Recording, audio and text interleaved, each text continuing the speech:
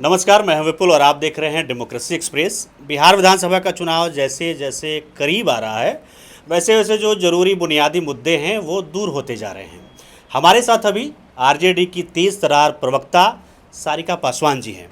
सारिका जी, इस बार का चुनाव क्या बुनियादी मुद्दों पर नहीं लड़ा जाएगा, या फिर जो माँ बहन की गालियों को लेकर के राजनीति हो रही है, यही तमाम बड़े ज़रूरी मुद्दे हैं क्या लोगों के लिए? भाजपा के लिए ये बहुत बड़ा मुद्दा हो सकता है, क्योंकि 20 सालों से किसकी सरकार है बिहार में? भाजपा और जदयू की। बड़े भाई छोटे भाई डबल इंजन।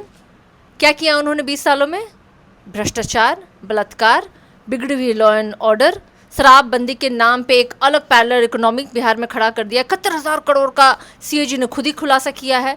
रोजगार दिए नहीं, पलायन ये रोक नहीं पाए। हॉस्पिटल और शिक्षा की क्या व्यवस्था है पूरे बिहार में आम जनमानस जान रही है। और इनके नेताओं को, मंत्रियों को जनता अब दौड़ा दौड़ा के मार भी रही है। आपने देखा मंगल पांडे के पीछे पत्थर लेके पूरी जनता दौड़ी हुई थी। श्रवण कुमार को उनके क्षेत्र से भगाया गया। किस तरह के सांबे चौधरी, अशोक चौधरी के साथ जनता ने किया। सम्राट चौधरी की सभा में जूता और चप्पल लेके लोग पहुंचे थे। तो जनता तो अब इनसे हिसाब ले रही है। रुझान तो अब इनके 20 सालों के आने शुरू हो गए। तो बेमुद्दे कौन लेके आ रहा है? हम तो कल भी मुद्दों पर लड़ रहे थे भाई।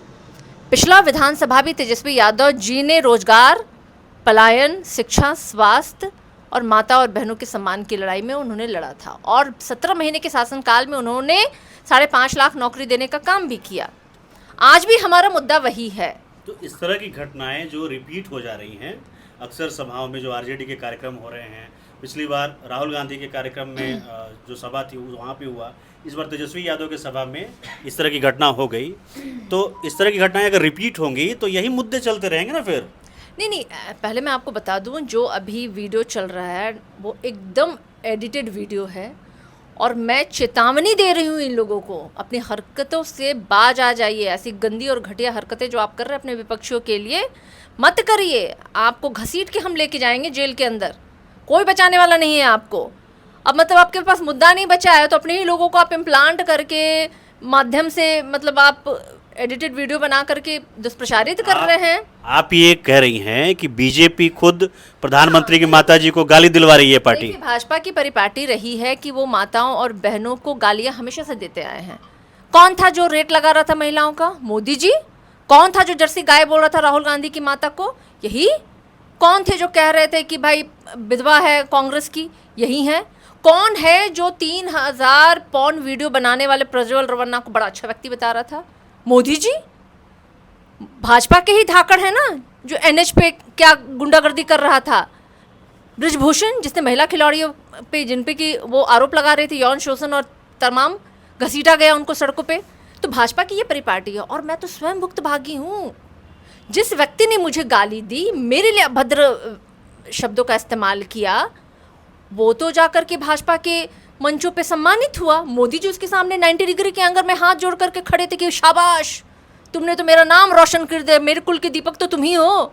क्योंकि हमारा तो कुल ही है गाली देने का, महिलाओं को बेइज्जत करने का। कौन थे भाई जो कहते हैं कि हमारे पास तो डिक्शनरी है गालियों का? दिलीप जायसवाल। कौन सम्राट चौधरी है जो कहते थे गाली दे दे के मैं यहाँ तक पहुँच गया हूँ? गालीबाज, भ्रष्टाचारी, बलात्कारी, दुराचारी, ये सारे शब्द ना भाजपाइयों के लिए बने हैं। हमारा सिद्धांत, हमारी नैतिकता, हमारे मूल्य जो है ना माताओं और बहनों के सम्मान के लिए लड़ाई लड़ने का रहा है। और एक बात बताइए, जो व्यक्ति ये कह दे कि मैं तो नॉन बायोलॉजिकल हूँ, तो उसने तो अपनी माँ की कोख को गाली दिया ना। और सोचिए, इससे बड़ा कुछ नहीं होता है। जब एक माँ दुखी होती तो कहती कि काश तुम मेरे कोख से जन्मे ना होते।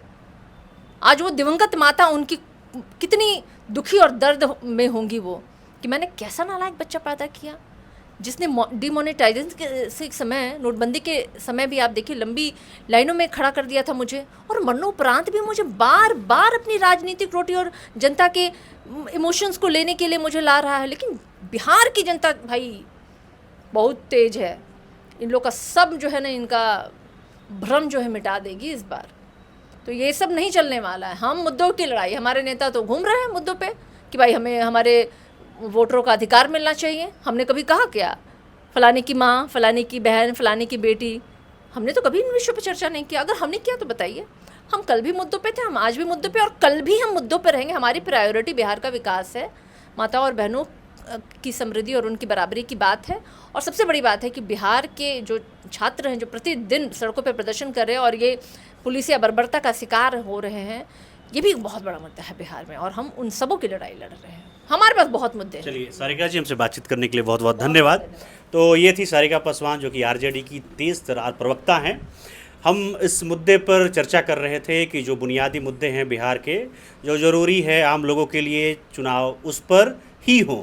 जिस तरह की बातें, जिस तरह की राजनीति वर्तमान में बिहार में हो रही है, उससे किसी का फ़ायदा होने वाला नहीं है, बल्कि जो वोटर है उसका ध्यान अपनी बुनियादी मुद्दों की तरफ ही रहे और उन्हीं मुद्दों को ध्यान में रख करके आने वाले आगामी चुनाव में वो अपनी सरकार चुने।